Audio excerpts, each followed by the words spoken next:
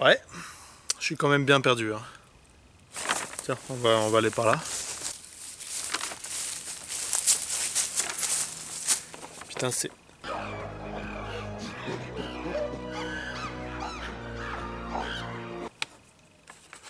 Ah! Vous êtes nombreux, hein, bonjour.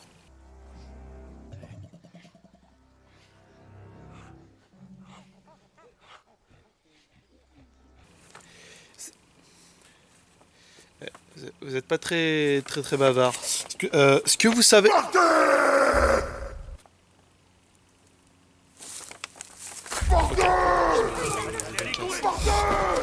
Non, pas par là-bas. Ok, je me casse.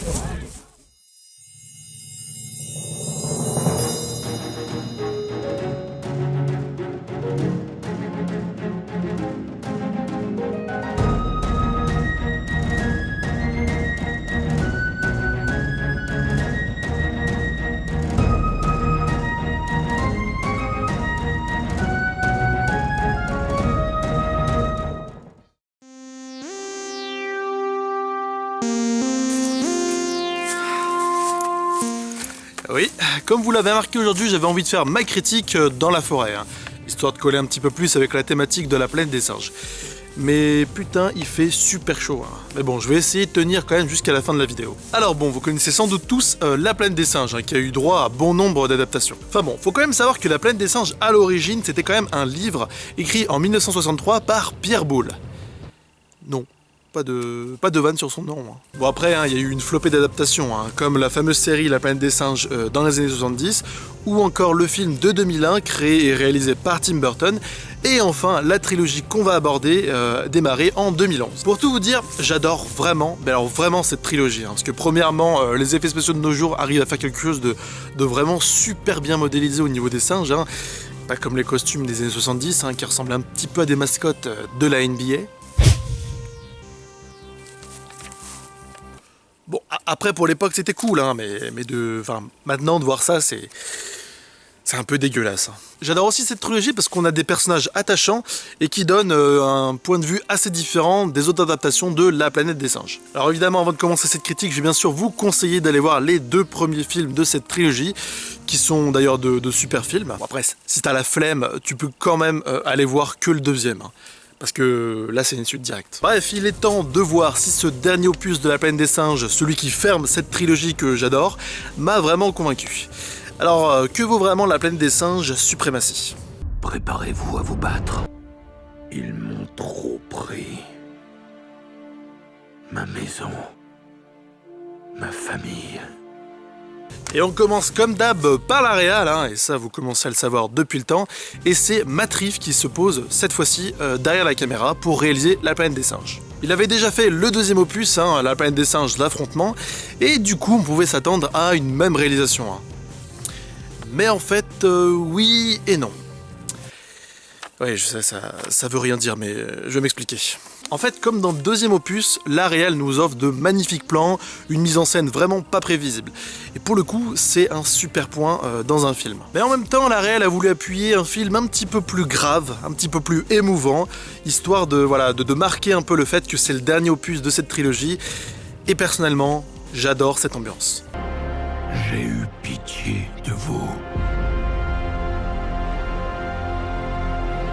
Mais vous êtes là. Vous voulez nous achever pour de bon. Et oui, il faut vraiment se dire que c'est un film qui joue vachement sur les émotions. Hein. Tantôt, on peut être tenté de verser sa petite larmichette. Hein. Larmichette qui est un mot du XVIIIe siècle. Tantôt, on peut être carrément amusé par un personnage qui est très drôle d'ailleurs, que je parlerai un petit peu plus tard dans le film, et tantôt, on peut être carrément stressé lors des scènes d'action quand nos héros risquent un peu leur peau. Niveau réalisation, c'est du super boulot. Hein. Franchement, j'ai adoré pratiquement tous les plans, et la mise en scène a de super bonnes trouvailles. Même si bon, c'est pas non plus super original, mais c'est vraiment un super point dans ce film. On voit vraiment qu'il y a de la maîtrise derrière. Hein. Franchement, le film prend son temps pour développer les personnages. Il y a beaucoup de temps de silence où les personnages justement ne se parlent pas, mais se regardent. Hein. Du coup, ils se parlent un petit peu avec les yeux, et c'est plutôt bien trouvé vu que c'est des singes.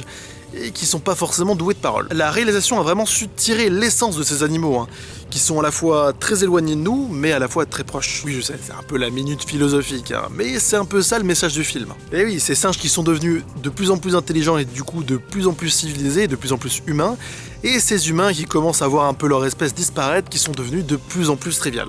Franchement, le message est super beau, et la réalisation est vraiment une franche réussite. Il fait méga chaud. Alors niveau distribution, évidemment, je vais parler que des acteurs, enfin pratiquement que des acteurs en stop motion parce que ils font les plus grands rôles. Mais j'ai vu le film en VF, du coup j'aurais pas tellement d'avis sur leur performance, mais plus sur les rôles. On retrouve Karine Konoval qui joue le singe Maurice. Et oui, c'est une femme qui joue un singe mâle, mais enfin, passons. Personnellement, j'aime beaucoup ce rôle, hein, qui est le grand ami de César, notre héros principal, et qui est présent depuis le premier opus. Également un autre ami de César, hein, qui est présent depuis le début, Rocket, hein, qui est joué par Terry Notary, un spécialiste de la stop motion. Bon, évidemment, il n'y a pas que la stop motion, on retrouve quelques acteurs qui sont présents en chair et en os, comme Amia Miller, qui joue une petite fille, voilà, qui est protégée par les singes. Son rôle est vraiment super mignon, ça rajoute beaucoup de tendresse à ce film, qui est quand même assez grave. Contrairement au colonel, hein, qui est joué par Woody Harrelson, qui est vraiment un acteur que je surkiffe et qui rajoute un petit peu plus de cruauté justement dans ce film, ce qui en fait quand même un film assez grave, je le répète encore une fois. Sa performance est vraiment putain de bien et c'est toujours intéressant de voir cet acteur dans des rôles un petit peu de bad guy, franchement j'adore. Et pour finir, l'acteur qui fait vraiment le film, le roi de la stop motion depuis l'un de ses premiers grands rôles dans Le Seigneur des Anneaux, quand il jouait Gollum, Andy Serkis. D'ailleurs, j'ai toujours confondu cet acteur avec Benjamin Biolay. Non, franchement, il y a une ressemblance quand même. Franchement, cet acteur joue super bien César, le singe le plus badass du cinéma. Franchement, on se rend pas compte comment les acteurs de la stop motion font un super boulot. Hein. Toujours courbés, presque toujours à quatre pattes, ils font vraiment sortir les singes comme des animaux vraiment primitifs, mais à la fois très humains. C'est super bien réussi, justement, de leur part. Et franchement, ils font un super bon boulot. Du coup, niveau distribution, c'est le top. Mais bon, évidemment, les effets spéciaux sont là pour justement les aider un petit peu dans leur performance. Alors là, on va parler d'un très gros point fort de ce film, enfin de cette trilogie, et d'autant plus dans ce dernier opus, les effets spéciaux, le visuel est franchement sublime. Donc comme je l'ai dit plus tôt, là, le visuel, la réalisation nous sert vraiment des plans vraiment très beaux, avec une mise en scène recherchée et pas très prévisible, ce qui est quand même très intéressant. Mais c'est sans compter les effets spéciaux qui sont juste de toute beauté. Hein. Franchement, on n'arrive même plus à distinguer qui est réel ou qui est en image de synthèse. Les singes, même dans les moments un petit peu plus mouvementés, c'est pas du tout flou, c'est très fluide. Ça donne des effets spéciaux très réussis. En même temps, j'espère qu'ils n'ont pas fait jouer des vrais singes, hein, parce que ça serait un peu le bordel. On sent vraiment qu'il y a un boulot dingue derrière et ça donne vraiment un résultat vraiment très beau. Non, franchement, au niveau visuel, vous allez en prendre plein la vue, hein, tant par justement les effets spéciaux que par les plans et la mise en scène qui est très recherchée. Et puis bon, en même temps, les singes, au niveau de la direction artistique, c'est très réussi parce qu'ils ont chacun, au niveau physique également, une personnalité propre, hein, ce qui nous permet bien de les distinguer, même physiquement. Ça fait justement un petit peu contraste avec les humains, les soldats, qui se ressemblent un petit peu tous, hein, ce qui les rend un petit peu moins humains, encore une fois. Il faut savoir renoncer à notre humanité, afin de pouvoir sauver l'humanité. Bon, évidemment, c'est une super fin, un super dernier opus qui nous prend vraiment au trip si jamais on a justement suivi César depuis le premier opus. Avec ses moments calmes et mignons et d'autres un petit peu plus stressants avec des grosses doses d'action, ce film est vraiment une franche réussite et je trouve que le scénario est également très réussi. Bon, évidemment, je vous en parlerai pas plus parce que j'ai pas envie de vous spoiler, mais je trouve qu'il est un petit peu plus travaillé que le deuxième opus. On retrouve évidemment les grands thèmes de la plaine des singes et le film nous offre de très bons moments. Alors évidemment, je te conseille d'aller le voir si t'as aimé les deux premiers opus, et si tu veux découvrir un petit peu plus la plaine des singes, je te conseille de voir les deux premiers, ou au moins le deuxième, histoire de suivre le troisième. Pour moi, j'ai vraiment surkiffé ce film. Alors évidemment, il n'y a pas de surprise, j'ai dit que du bien pratiquement sur ce film, mais je vais quand même mettre une petite note, histoire de compléter la vidéo. Alors du coup, je mettrai un 17 sur 20. Franchement, c'est un excellent film, La plaine des singes, et j'ai vraiment, voilà, comme je l'ai dit plus tôt, surkiffé. Alors bon, n'oubliez pas que mes notes sont quand même quelque chose de très subjectif, hein. Ne prenez pas ces notes comme référence, hein. C'est juste mon ressenti personnel, peut-être que toi tu vas lui mettre un petit peu plus, un petit peu moins. L'important, ce n'est pas vraiment la note. Moi franchement, j'ai adoré ce film et ça m'a même rendu un petit peu triste justement de quitter César, notre héros, qu'on a suivi depuis le premier opus. Et justement, c'est toujours un petit peu triste de voir une saga qui s'arrête, et pour le coup, elle s'arrête avec une très très bonne note et un très très bon film. Ce qui n'est pas toujours le cas dans les sagas. Bon bah voilà, cette critique popcorn est terminée, merci d'avoir regardé la vidéo jusqu'au bout.